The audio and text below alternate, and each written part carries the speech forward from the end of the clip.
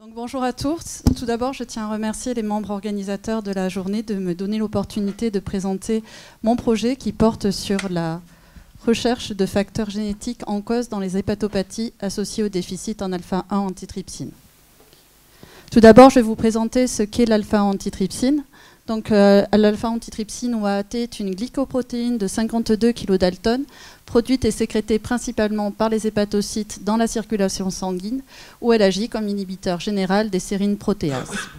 Au niveau des poumons, son activité est essentielle pour inhiber ces sérines protéases qui dégradent l'élastine, une composante clé de la matrice extracellulaire des alvéoles.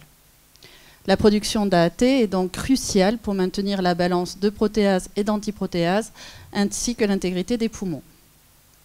Il est intéressant de noter que nous pouvons suivre le trafic d'AAT à travers la voie de sécrétion grâce au changement de glycosylation qu'AAT acquiert dans le RE, puis dans le Golgi.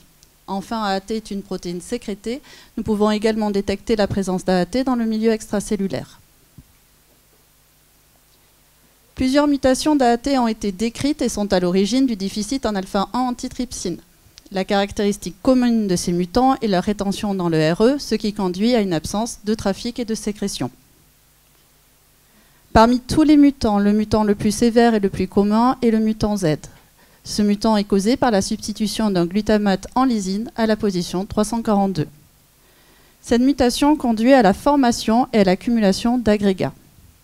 En fait, la mutation Z déstabilise un feuillet bêta qui conduit à la formation d'une espèce intermédiaire qui est capable de recevoir la boucle active d'une autre molécule d'AAT pour former un dimère qui, par extension, va former un polymère, un agrégat. La théorie actuelle suggère qu'il existerait 3 pools de mutants Z, un pool minoritaire, partiellement actif, sécrété, un pool majoritaire soluble, dégradé par le protéasome, et enfin, le pool agrégé. Ce pool agrégé peut être toxique pour les hépatocytes, ce qui conduit à l'apparition de cirrhose observée dans environ 8% des patients homozygotes ZZ, et généralement au cours de l'enfance. Toutefois, le déficit en alpha-antitrypsine est également une cause beaucoup plus fréquente de maladies du foie chez les adultes que précédemment appréciée. Plus précisément, concernant le foie, il existe une variabilité considérable dans la survenue et la sévérité des dommages hépatiques associés au déficit en AAT. D'autre part, à l'heure actuelle, il est impossible de prédire quelles sont les personnes à risque de développer des dommages au foie ou non. Sur la base de résultats récents, il est maintenant évident que des facteurs génétiques sont impliqués dans les dommages au foie associés au déficit en AAT. Toutefois, ces facteurs génétiques sont non identifiés. Donc le but de mon projet est de mettre en évidence les facteurs génétiques associés au déficit en AAT et impliqués dans les dommages hépatiques. Pour répondre à cette question, j'ai mis en place une approche expérimentale basée sur le crible génétique ainsi que le séquençage d'exomes à partir d'ADN de fratrie de génotype ZZ, dont certains membres présentent des dommages au foie et les autres membres, c'est-à-dire les frères ou les sœurs, sont sans atteinte au niveau de cet organe. Nous avons obtenu cet ADN grâce à la collaboration que nous avons avec le professeur Alain Lachaud, qui a mis en place la cohorte Défi Alpha polygène, qui à l'heure actuelle est composée d'environ 150 patients avec leurs informations et les échantillons biologiques. Donc, à partir de cette approche expérimentale, nous avons identifié 2 gènes candidats en particulier, qui sont ERP et HRD1. Donc, ERP et HRD1 sont impliqués dans une voie de signalisation appelée Endoplasmic Reticulum Associated Degradation, donc, ou ERAD.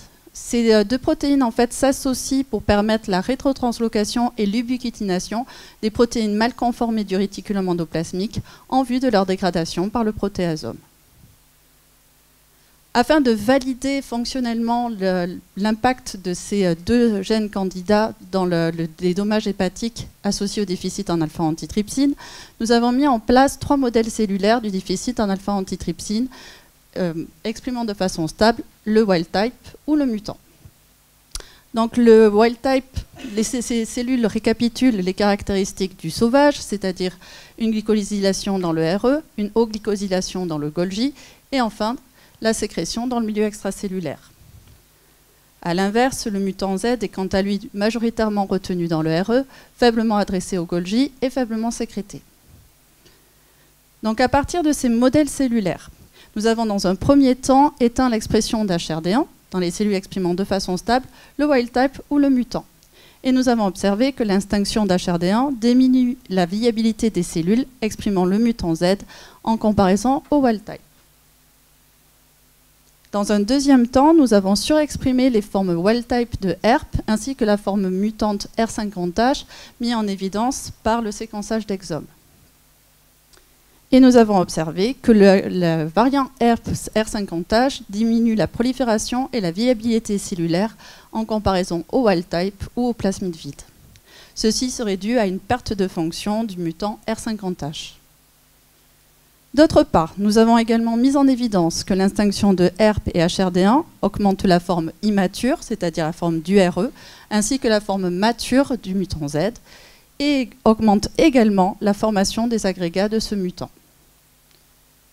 Par conséquent, un défaut de la voie ERAD, représenté par une perte de fonction de HERP et d'HRD1, conduit à une accumulation de protéines mal conformées et d'agrégats.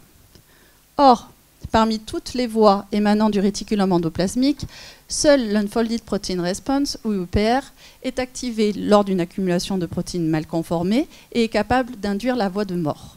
Par conséquent, nous avons émis l'hypothèse selon laquelle un défaut au niveau de la voie ERAD conduit à une accumulation de protéines mal conformées, ce qui active l'Unfolded Protein Response et en retour induit la mort des cellules hépatocytaires.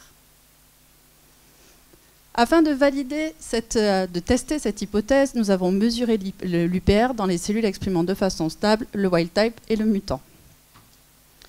Tout d'abord, les agrégats seuls du mutant Z n'activent pas l'UPR. Par contre, lorsque ces mêmes cellules sont traitées avec un inducteur, la tunicamycine de l'UPR, nous observons que les cellules exprimant le mutant Z présentent une hyperactivation de cette réponse en comparaison au wild type. Nous observons cette même réponse lorsque nous éteignons l'expression d'HRD1 et de HERP. Les cellules exprimant le mutant Z présentent une hyperactivation à l'UPR en comparaison au wild type. Ces différents résultats suggèrent donc qu'une dérégulation de l'ERAD induit la mort cellulaire via une hyperactivation de l'UPR. D'autre part, suite à notre séquençage d'exome, nous avons identifié un autre gène candidat qui est HFE-H63D. Donc, cette protéine est une protéine transmembranaire qui est impliquée dans la régulation cellulaire du métabolisme du fer. Le mutant HFE-H63D est reconnu comme étant mal replié par le contrôle qualité du réticulum endoplasmique et partiellement envoyé à la dégradation par le protéasome. Cette diminution d'HFE peut être impliquée dans l'hémochromatose, qui est une maladie génétique associée à des hépatopathies. Il a déjà été montré que les patients déficitaires en alpha-antitrypsine et porteurs de la mutation HFE-H63D développent une cirrhose de façon plus précoce. D'autre part, HFE-H63D induit une activation des caspases et réduit la prolifération cellulaire, et ceci est associé à une activation prolongée de l'UPR. En accord avec ces résultats, nous avons également montré que l'expression d'HFE-H63D associée à un défaut de l'ERAD, c'est-à-dire une extinction de l'expression d'HRD1 et des HERP, diminue la prolifération et la viabilité des cellules du mutant Z en comparaison à celle du wild type. Enfin, lorsque nous avons regardé les différents patients que nous avons séquencés, seuls les patients présentant des dommages chroniques du foie sont porteurs de ces deux mutations. Il semblerait donc que les variants HERP et HFE soient des facteurs génétiques impliqués dans la progression des dommages au foie associés au déficit en AAT. À partir de ces résultats, nous avons proposé un modèle dans lequel, lorsque les cellules wild type sont soumises à un second hit, c'est-à-dire un défaut de la voie ERAD, s'ensuit alors une accumulation de protéines mal conformées. L'UPR est activé et est capable de résoudre l'homéostasie du RE. Les cellules survivent. A l'inverse, lorsque les cellules expriment le mutant Z, elles sont déjà impactées par la présence de ces agrégats. Lorsqu'elles sont soumises à un second hit, donc le défaut ERAD, s'ensuit une accumulation de protéines mal conformées qui est potentialisée par la présence d'autres mutants, tels que le mutant HFE-H63D. S'ensuit alors une hyperactivation de l'UPR L'UPR n'est pas capable de rétablir l'homéostasie du réticulum endoplasmique et s'ensuit alors la mort de la cellule. Il est maintenant important de séquencer l'ensemble de ces deux variants dans l'ensemble de la cohorte défi alpha afin de qualifier ces variants de biomarqueurs, mais également de tester si ces variants sont également des facteurs génétiques impliqués dans d'autres sous-groupes de patients, et en particulier les adultes. D'autre part, il serait également intéressant de tester des inhibiteurs de l'UPR pour savoir si ces inhibiteurs peuvent être utilisés comme thérapeutiques pour prévenir la mort des cellules hépatocytaires. Il serait également intéressant de tester si ce modèle est vrai pour d'autres maladies rares pédiatriques du foie, telles que la mucoviscidose, la maladie de Wilson. À partir de cette question, nous venons de commencer en collaboration avec la plateforme OncoProt à Bordeaux, un projet qui vise à répondre à notre question, c'est-à-dire est-ce qu'il y a des modificateurs similaires ou spécifiques à chacune des pathologies rares pédiatriques du foie. Cette plateforme utilise la microdissection laser à la spectrométrie de masse. Nous avons obtenu des blocs de foie en collaboration avec le professeur Lachaud et le professeur Collardo-Frachon de différents malades, des déficitaires en alpha-antitrypsine, de la mucoviscidose, de la maladie de Wilson, des atrésies des voies biliaires ou des foies sains. Nous avons microdisséqué les hépatocytes de chacun de ces patients et analysé le contenu de leur protéome. Donc, les résultats préliminaires nous indiquent que l'UPR n'est pas activé dans toutes ces pathologies. Par contre, nous avons observé des marqueurs spécifiques pour chacune de ces pathologies.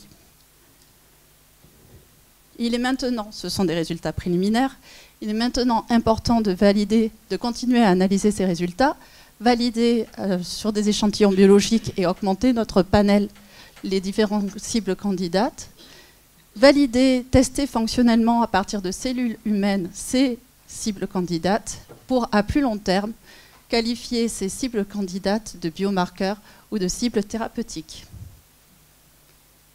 Je tiens à remercier tous les gens qui ont participé à ce projet et également tous nos financeurs, en particulier l'association des déficitaires en alpha-antitrypsine. Je vous remercie pour votre attention.